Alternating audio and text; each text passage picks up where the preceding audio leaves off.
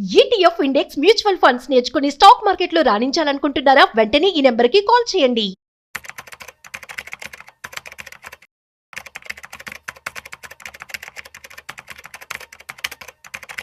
నమస్తే, welcome to Vishnu talks. నేను విష్ణు. ప్రస్తుతం నాతో పాటు senior stock market analyst Sundararamareddy గారు ఉన్నారు. వారితో మాట్లాడదాం. సార్ నమస్తే. సార్ సుందరరామరెడ్డి గారు నమస్తే sir. Welcome to Vishnu talks. So Sundararamareddy గారు, ఈ వీడియోలో కాస్త బంగారం వెండి ధరల గురించి మాట్లాడుకుందాం. ముందుగా వెండి గురించి మాట్లాడుకుందాం సార్. ప్రస్తుతానికైతే వెండి దగ్గర దగ్గర రిటైల్ మార్కెట్లో 2,60,000 2,70,000 దగ్గర ట్రేడ్ అవుతోంది. 3 లక్షలకు వెళ్ళడానికి చాలా తక్కువ సమయం పట్టొచ్చని కూడా అనిపిస్తోంది. సార్ ఇప్పుడు ఒకవేళ సిల్వర్ కానీ ఒకే రోజు ఒక 10% కనుక ప్లస్ లో పెరిగితే, అంటే ఒకే రోజు వరల్డ్ వైడ్ గా ఒక 10% ఒక్కసారిగా పెరిగితే దాని ఇంపాక్ట్ అనేది ఆ నెక్స్ట్ డే ఎలా ఉంటుంది, ఆ కపుల్ ఆఫ్ వీక్స్ వరకు మార్కెట్ ని ఎలా ప్రభావితం చేస్తుంది అంటారు అసలు? రైట్. ఇప్పటి వరకు ప్రపంచవ్యాప్తంగా అయితే మోర్ దెన్ 10 times పెరిగిందండి. 10% సింగిల్ డే 10 times. లేటెస్ట్ గా అంటే ఈ రోజు ఇండియన్ మార్కెట్ లో +9 దగ్గర ఉంది. ఏది ETFs and silver even MCX లో కూడా +7% దాకా రన్ అవుతా ఉంది అనమాట. ప్రపంచవ్యాప్తంగా ఈ రోజు మార్కెట్లో అన్నింటిలో సిల్వర్ మార్నింగ్ ఓపెనింగ్ లోనే 8 to 10% దగ్గర ఓపెన్ అయింది అనమాట. ఎందుకంటే ఫ్రైడే అమెరికాలో 10% ప్లస్ లో ఉంది కాబట్టి ఆ ఎఫెక్ట్ ఉందనమాట. ఒక్క రోజులో కనుక సిల్వర్ 10% ప్లస్ లో కనుక ఓపెన్ అయితే, మరుసటి రోజు కూడా గ్రీన్ లో ఓపెన్ అయితేనేమో ట్రెండ్ కంటిన్యూ అవుతుంది. మరుసటి రోజు కనుక రెడ్ కనుక ఓపెన్ అయింది అనుకోండి, కపుల్ ఆఫ్ వీక్స్ వరకు మళ్ళీ ఇంకా ఆగిపోద్ది మార్కెట్. ఇప్పుడు ఫస్ట్ టైం February 26th 1974 లో 10% వచ్చిందండి. అది 1974 లో. అవును, February 26th. ఆ తర్వాత అది రికవరీ కావడానికి వారాలు పట్టింది. దగ్గర దగ్గర ఒక 50 ఏళ్ల క్రితం. అవును. నెక్స్ట్ మళ్ళీ 10% పెరిగింది. September 18th 79 లో పెరిగింది 10% సింగిల్ డే. ఆ తర్వాత కూడా పట్టణం స్టార్ట్ అయింది. పట్టణం రికవరీ కావడానికి మంత్స్ పట్టింది. తర్వాత December 27 1979 లో అండి 10% ప్లస్ పెరిగింది. బట్ మరుసటి రోజు నుంచి కూడా ఇంకా గ్రీన్ లోనే కంటిన్యూ అయింది. మరుసటి రోజు కూడా December 31st 1979 లోనే మళ్ళీ ఈ రోజు 10% ప్లస్ అయిందండి. మరుసటి రోజు కూడా 24 ప్లస్ అయింది. అంటే ఇంకా అది పెరుగుతూనే ఉంది అట్లా. అంటే జస్ట్ 3 days లోనే 45% పెరిగిందండి. ఆ రేంజ్ లో, ఆ టైంలో బాగా పెరిగింది. తర్వాత మళ్ళీ January 2nd 1980 లో వచ్చిందండి. ఆ రోజు 10% పెరిగింది. మరుసటి రోజు పట్టణం స్టార్ట్ అయింది. తర్వాత 1980 లో January 15వ తారీఖు అది మార్కెట్ పెరిగింది, అది ఆగిపోయింది. తర్వాత 1980 లోనే January 18th పెరిగింది 10%. అంతే, మంత్స్ పట్టింది రికవరీ కావడానికి. అంటే 87 లో April 24th 10% పెరిగింది. మరుసటి రోజు నుంచి మళ్ళీ పట్టణం స్టార్ట్ అయింది మార్కెట్. అలాగే 2020 August 6th 10% ప్లస్ అయిందండి. మరుసటి రోజు నుంచి పట్టణం స్టార్ట్ అయింది. మళ్ళీ నిన్న December 26th అమెరికన్ మార్కెట్ లో వరల్డ్ వైడ్ గా అన్నింటిలో కూడా +10 అయింది. మన మార్కెట్ క్లోజ్ అయినాయి కాబట్టి ఈ రోజు ఓపెన్ అయింది. ఈ రోజు మండేకి. రేపు చాలా ఇంపార్టెంట్. రేపు కనుక పట్టణం స్టార్ట్ అయిందంటే సిల్వర్, అది రికవరీ కావడానికి వీక్స్ నుంచి మంత్స్ పట్టింది. కాబట్టి ఇప్పుడున్న భూము ఉంటుందని కంటిన్యూ అవుతుందని గ్యారెంటీ ఏం లేదు. ఇప్పటికే మార్నింగ్ ఈటీఎఫ్స్ ప్లస్ లో ఓపెన్ అయిన కరెక్ట్ బ్యాక్ వస్తున్నాయండి. అంటే ఖచ్చితంగా రేపు చాలా ఇంపార్టెంట్. రేపు కనుక అది రెడ్ లో ఉందనుకోండి, మనం సిల్వర్ ప్రాఫిట్ బుక్ చేసుకోవటం 50% లేదు మొత్తం బుక్ చేసుకొని కపుల్ ఆఫ్ మంత్స్ తర్వాత మార్కెట్ లోకి ఎంటర్ అవడం better. End of day industrial activity పెరుగుతున్న మాట నిజం, ఎలక్ట్రికల్ వెహికల్స్ యూసేజ్ పెరగడం మాట నిజం, అండ్ ఇది సోలార్ ప్యానల్స్ వాటికి సోలార్ యూసేజ్ నిజం. బట్ ఎంతున్న అబ్నార్మల్ యాక్టివిటీ ఇంత రావడానికి అవసరం లేదు. అక్కడ టూ మచ్ స్పెక్యులేటివ్ యాక్టివిటీ నడుస్తుంది వరల్డ్ వైడ్ గా. అక్కడ ఏమవుతుందంటే 1 kg ఒరిజినల్ మెటల్ ఉంటే సిల్వర్ 300 కాంట్రాక్ట్స్ ఈటీఎఫ్స్ రూపంలో కానీ ఫ్యూచర్స్ అండ్ ఆప్షన్స్ రూపంలో కానీ ట్రేడ్ అవుతున్నాయి. అంటే ఒరిజినల్ దానికన్నా కూడా ఈ పేపర్ మీద బెట్ కాసే వాళ్ళు ఎక్కువ అవుతున్నారు. దాంతో స్పెక్యులేషన్ ఎక్కువ ఉందన్నమాట. అందుకని సిల్వర్ ఇంకా పెరగదు అని చెప్పేసి బెట్ కాసే వాళ్ళందరూ రాంగ్ అయిపోయేసరికి ఏంటంటే వాళ్ళ షార్ట్ కవరేజ్ కోసం ఇంకా కొంత మెయిన్ చేస్తున్నారు. దాన్ని మనం స్క్వీజ్ అంటాం, సిల్వర్ స్క్వీజ్ అంటాం అనమాట. ఇప్పుడు ఇక స్క్వీజ్ నడుస్తుందండి. ఆ స్క్వీజ్ అయిపోయింది అనుకోండి, కొత్త కొనే వాళ్ళు ఉంటారు. ఇంకా ఇంతమంది నేను షార్ట్ కొట్టాను, ఈ రోజు క్లోజ్ చేసుకున్నాను, రేపు నుంచి నేను షార్ట్ కొట్టను ఇంకా అంటే ఇంక పెరగదు. ఇంకా మనం దాన్ని టెక్నికల్ గా యాంటీ క్లైమాక్స్ అంటాం. రైట్. సో సుందరరామరెడ్డి గారు, ఇప్పుడు మీరు అంటే సిల్వర్ లేదంటే గోల్డ్ ఆర్ సిల్వర్ పెరగడానికి కొన్ని టెక్నికల్ రీజన్స్ చెప్పారు ఇప్పటిదాకా. ఒక కామన్ మ్యాన్ కి ఉన్న ఫండమెంటల్ క్వశ్చన్ ఏంటంటే, ఒక కామన్ మ్యాన్ కి ఉన్న ఫండమెంటల్ క్వశ్చన్, ఎందుకు అసలు ఈ సెంట్రల్ బ్యాంక్స్ అనేవి 100 టన్నులు 1000 టన్నులో ఈ సిల్వర్ ని బంగారాన్ని కొని తమ దగ్గర ఉంచుకుంటున్నాయి అన్నది ఒక కామన్ మ్యాన్ కున్న క్వశ్చన్. ఏం అవసరం సెంట్రల్ బ్యాంక్స్ కి వేల టన్నులు, వందల టన్నులు కొని వాళ్ళ దగ్గర భద్రపరచుకోవడానికి. ఇప్పుడు సెంట్రల్ బ్యాంక్స్ దగ్గర డబ్బులు ఏదైనా మిగిలింది అనుకోండి, ఈ సంవత్సరం ప్రాఫిట్స్ వచ్చినాయి అనుకోండి సెంట్రల్ బ్యాంక్స్ కి, అది ఏదో ఒక ఎసెట్ రూపంలో దాచాలి కదా. సెంట్రల్ బ్యాంక్స్ కి ఇప్పుడు మనీ ప్రింట్ కొట్టినాయి, ప్రింట్ కొట్టినప్పుడు కొంత కమిషన్ వస్తుంది వాళ్ళకి. అలాగే గవర్నమెంట్ సెక్యూరిటీస్ మొత్తం ఎలా పట్టేస్తా ఉంటారు, తిరిగి కొంటా ఉంటారు, కొంత డబ్బులు మిగులుతుంది.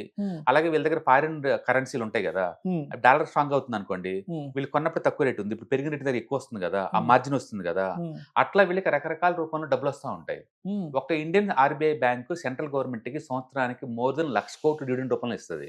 అంటే అందరూ అనుకున్నట్టు ఇవి నాన్ ప్రాఫిట్ ఆర్గనైజేషన్ కావండి, ఎంతకంత ప్రాఫిట్ వస్తూ ఉంటది. ప్రపంచంలో ప్రతి సెంట్రల్ బ్యాంక్ డబ్బు వస్తూనే ఉంటుంది ఏదో రూట్ లో. వచ్చిన వాటిని ఏదో ఒక రూపంలో స్టోర్ చేయాలి కదా, దాన్ని సేవ్ చేయాలి కదా. ఇప్పుడు నా శాలరీ ఉంది అనుకోండి, నేను స్టాక్ మార్కెట్ లో ఇన్వెస్ట్ చేస్తున్నాను, ఇన్వెస్ట్మెంట్ చేస్తాను కదా స్టాక్స్ లో, లేదా రియల్ ఎస్టేట్ లో చేస్తాను కదా, లేదా గోల్డ్ లో చేస్తాను కదా. అట్లా ప్రతి మనిషి కనుక వాళ్ళు మిగిలిపోయిన డబ్బును కనుక వేరే అసెట్ లో ఎలా ఇన్వెస్ట్ చేస్తారో సెంట్రల్ బ్యాంక్స్ కూడా అంతే ఇన్వెస్ట్ చేస్తాయి. అంటే ఇక్కడ వస్తు రూపంలో ఆ అమౌంట్ ని కన్వర్ట్ చేసుకుంటున్నాయి. అంతే, అవును అవును, వస్తు రూపంలో అమౌంట్ ని కన్వర్ట్ చేసి వాళ్ళ దగ్గర పెట్టుకుంటున్నారు. అవును, మెటల్ రూపంలో కొని పెట్టుకుంటున్నారు. ఎందుకు అంటే డాలర్ లో ఇంత ముందున్నంత అవసరం వాళ్ళకి లేదు ఇప్పుడు.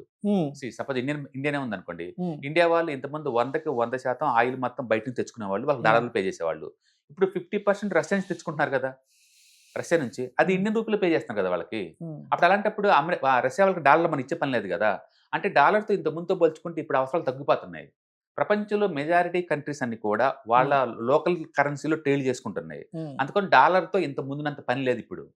అందుకని ఇంత ముందు ఏంటంటే ఎవ్రీ ఇయర్ అమెరికన్ డాలర్లు ఇన్వెస్ట్ చేస్తే వాళ్ళకి యావరేజ్ మీద ఒక 3 to 4% పెరుగుతూ ఉంటుంది. అందుకని వాళ్ళకి అది మంచి ఇన్కమ్ కింద లెక్క. రెండోది, వేరే కంట్రీలో ఏదైనా అర్జెంట్ కొనాలంటే వాళ్ళకి డాలర్లో పే చేయాలి కాబట్టి ఎప్పటికైనా పనికొస్తుందని చెప్పేసి డాలర్లో స్టోర్ చేస్తూ ఉంటారు.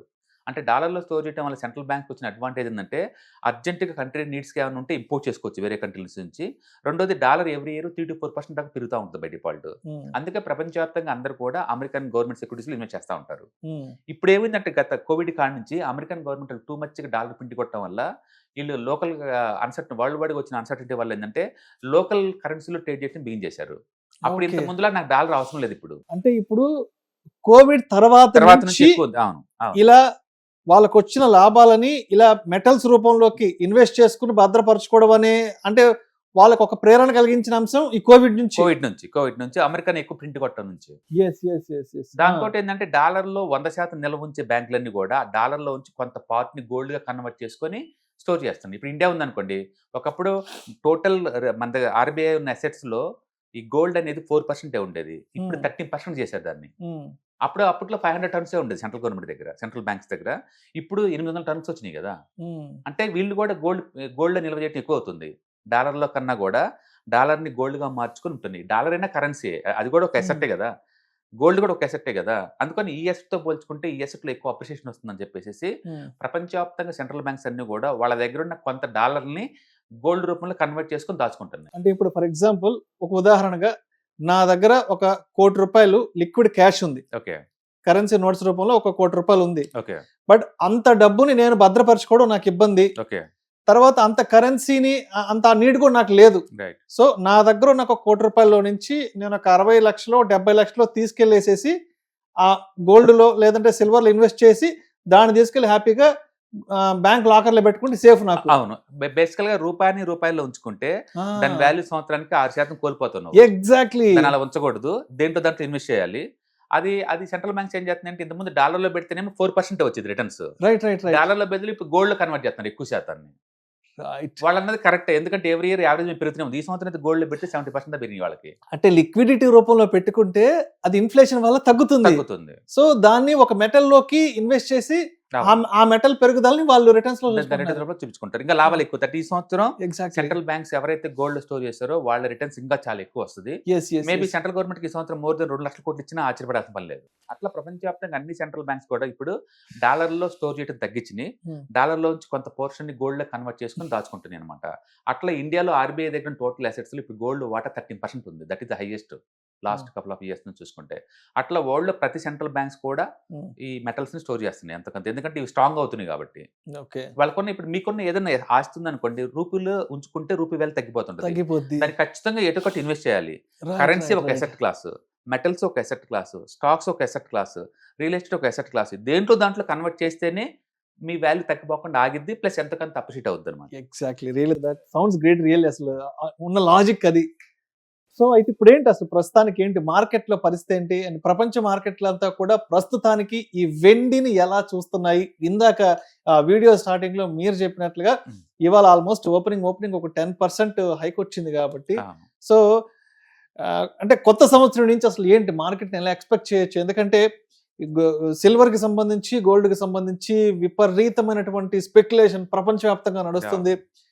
అంటే బయట ఎక్కడ చూసినా ఏ ఇద్దరు ముగ్గురు కలిసినా కూడా బంగారం వెండి ధరల గురించి మాట్లాడుతున్నారు. అయ్యో ఆ రోజు మనం కొనిపెట్టుకోలేకపోయామే, ఇవాళ ఒక తులం కొనాలంటే 1,50,000 పెట్టాల్సి వస్తుందంటూ కూడా ఎక్కడ పట్టినా కూడా దీనికి సంబంధించిన బజ్ అనేది విపరీతంగా క్రియేట్ అవుతుంది. కాబట్టి ఎస్, అంటే ఇప్పటికి అంటే ఇవాళ వరకు ఉన్న మార్కెట్ దృష్టిలో ఉంచుకొని ఇవాళ డబ్బులు ఉంటే వెళ్ళి గోల్డ్ సిల్వర్ కొనిపెట్టుకోవడం మంచిదా, లేదంటే ఆ డబ్బులు పక్కన పెట్టుకొని వెయిట్ చేయడం మంచిది అంటారా? వెయిట్ చేయడం బెటర్ అని చెప్తాను. ఎందుకంటే 10% ప్లస్ పెరిగిన ప్రతిసారి కూడా మార్కెట్ లో నెక్స్ట్ రోజు చాలా ఇంపార్టెంట్, రేపు ట్యూస్డే చాలా ఇంపార్టెంట్. రేపు కనుక ట్యూస్డే లో గ్రీన్ లో మార్కెట్ కనుక సిల్వర్ క్లోజ్ అయితే కనుక ఇంకా పెరిగే ఛాన్స్ ఎక్కువ ఉంది. 3 లక్షలకు వెళ్ళిపోద్ది రేపు కానీ గ్రీన్ లో వస్తే. అవును, రేపు కనుక రెడ్ డే ఉంది అనుకోండి, కరెక్షన్ స్టార్టింగ్ పాయింట్ అనమాట. ఇంకా couple of weeks or months వరకు కరెక్షన్ గ్రో అవుతుంది మార్కెట్. ఎందుకంటే షార్ట్స్ వాళ్ళందరూ క్లోజ్ చేస్తున్నారు అనుకోండి, ఫర్దర్ మూవ్ అవడానికి ఏం లేదు అక్కడ. దాన్ని మనం యాంటీ క్లైమాక్స్ అంటాం టెక్నికల్ గా. యాంటీ క్లైమాక్స్ అంటే small candle, big candle, bigger candle. ఇంకా పెరిగిద్ది అనుకుంటామా, ఇంకా ఆగిపోద్ది ఇక్కడ. ఎందుకంటే కొనేవాళ్ళు లాస్ట్ కొనేవాళ్ళు అయిపోయారు, ఇక్కడ నుంచి పట్టణం స్టార్ట్ అవుతుంది అనమాట ఇంకా. కాబట్టి రేపు చాలా ఇంపార్టెంట్. సో మొత్తానికి రేపు డిసెంబర్ 30వ తారీఖున నెక్స్ట్ వెండి ధరలు డిసైడ్ అవుతాయి. పెరుగుతాయా, పెరగవా, తగ్గుతాయా, తగ్గవా అన్నది మాత్రం రేపు మంగళవారం చెప్పాలంటే రేపు వైకుంఠ ఏకాదశి. సో మొత్తానికి రేపు అయితే డిసైడ్ అవుతుంది అంటారు. వెరీ బోల్డ్ డిసిషన్ అండి. ఎందుకంటే 10 సంవత్సరాల చరిత్ర మనం తిరిగేసి వస్తున్నాం. స్టార్టింగ్ 74 నుంచి ఇప్పుడు వరకు ఆల్మోస్ట్ అదే జరుగుతుంది. అంటే నిలబడితే కంటిన్యూ అవుతున్నాయి, రేపు నిలబడలేకపోతే కొలాప్స్ అవుతున్నాయి. కాబట్టి ఇది రేపటి నుంచి రేపు చాలా క్రూషియల్ పాయింట్. అండ్ దీన్ని బట్టి మనం ప్రెడిక్ట్ చేయొచ్చు. కొన్ని వారాల వరకు నెక్స్ట్ వెండి ఏం జరగబోతుంది మనం ప్రెడిక్ట్ చేయొచ్చు. చెప్పాలంటే ఇంకా ఎల్లుండి నుంచి వెండి భవిష్యత్ ఏంటనేది రేపు డిసెంబర్ 30 మంగళవారం నాడు డిసైడ్ కాబోతోంది. రైట్ సార్, జనవరి 10th 11th educative webinar conduct చేయబోతున్నారు. సో ఈసారి ఎటువంటి కంటెంట్ తో ఆడియన్స్ ముందుకు రాబోతున్నారు, ఎటువంటి నాలెడ్జ్ షేరింగ్ చేయబోతున్నారు? ప్రతిసారి మనం మంత్లీ 2 times కండక్ట్ చేస్తూ ఉంటాం అండి ఆన్లైన్ వెబినార్స్. దీంట్లో మనకి ETFs, index funds, mutual funds అవంటే ఏంటి, వాటిని మనం ఎక్కడి నుంచి ట్రాక్ చేసుకోవచ్చు, అండ్ మీకు ట్రేడింగ్ అకౌంట్ అంటే ఏంటి, డిమాట్ అకౌంట్ అంటే ఏంటి, వాటిలో మనం ఎలా వీటిని ఇది చేసుకోవచ్చు, అలాగే సిడిఎస్ఎల్ లేదా ఎన్ఎస్డిఎల్ వాటి నుంచి ఎలా ట్రాక్ చేసుకోవచ్చు, మీకు వీటన్నిటికీ మీకు ఐడియా జనరేట్ అవుతుంది అనమాట. చాలా మంది స్టాక్ మార్కెట్ అంటే ఎక్కడ బిగించేయాలి, ఎలా బై చేయాలి, ఎలా సెల్ చేయాలి, ఏట్లో చేసుకుంటే సేఫ్టీ ఎక్కువ వస్తుందని చెప్పేసి ఎంక్వైరీ చేస్తూ ఉంటారు. అలాంటి వాళ్ళకి ఏంటంటే ఈ ప్రోగ్రామ్ ఒక ఫౌండేషన్ లాగా వచ్చింది అనమాట. అందుకని మీరు ఆల్రెడీ ఎంతకంత నాలెడ్జ్ ఉన్నా, అస్సలు నాలెడ్జ్ ఏం లేకపోయినా మార్కెట్ గురించి, అంటే రిస్క్ లేకుండా ఈ మార్కెట్ ని హ్యాండిల్ చేయాలంటే మనకున్న ఆప్షన్ ఏంటంటే ఈటీఎఫ్స్, ఇన్వెస్ట్మెంట్స్, మ్యూచువల్ ఫండ్స్ అనమాట. కాబట్టి మీరు స్టాక్ మార్కెట్ ని ఎక్స్ప్లోర్ చేయాలంటే మాత్రం ఒక స్టార్టింగ్ స్టెప్ గా, లేదా ఎక్స్పీరియన్స్ ఉన్న వాళ్ళకి కొంచెం అడిషనల్ మనీ మేక్ చేయడం కోసం ఈ ప్రోగ్రామ్ బాగా యూజ్ అవుతుంది అనమాట. Total 2 days programme and 6 hours training దీంట్లో. అంటే జనవరి 10th 11th 2 days లో కండక్ట్ చేస్తారు. ఎవరికైనా ఇంట్రెస్ట్ ఉంటే కింద నెంబర్ స్క్రోల్ అవుతున్న నెంబర్ కి పింక్ చేసుకుంటే సీట్ కన్ఫర్మ్ చేస్తారు అనమాట. Thank you sir, thank you so much Sundara Reddy గారు. హాయ్, నేను మీ సుందర రామిరెడ్డి. ఈ వాలటిలిటీ మార్కెట్ లో మనీ ఎలా మేక్ చేయాలని ఆలోచిస్తున్నారా? అంటే స్టాక్ మార్కెట్ బాగా బ్లీడ్ అవుతున్న ఈ టైంలో పోర్ట్ఫోలియోస్ అన్ని కూడా బ్లీడ్ అవుతున్నాయా? అండ్ ఈ వాలటిలిటీని ఎలా హ్యాండిల్ చేయాలి, లాంగ్ టర్మ్ లో మంచి పోర్ట్ఫోలియో ఎలా బిల్డప్ చేయాలో ఆలోచిస్తున్నారా? అలాంటి వాళ్ళ కోసమే ఈ వెబినార్. రాబోయే ETFs, index funds and mutual funds వెబినార్లో పార్టిసిపేట్ చేయండి. మీ నాలెడ్జ్ పెంచుకొని రిస్క్ని మినిమైజ్ చేసుకోండి. స్టాక్ మార్కెట్లో ఉన్న ఇలాంటి వాలటిలిటీని ఎలా హ్యాండిల్ చేయాలో తెలుసుకోండి.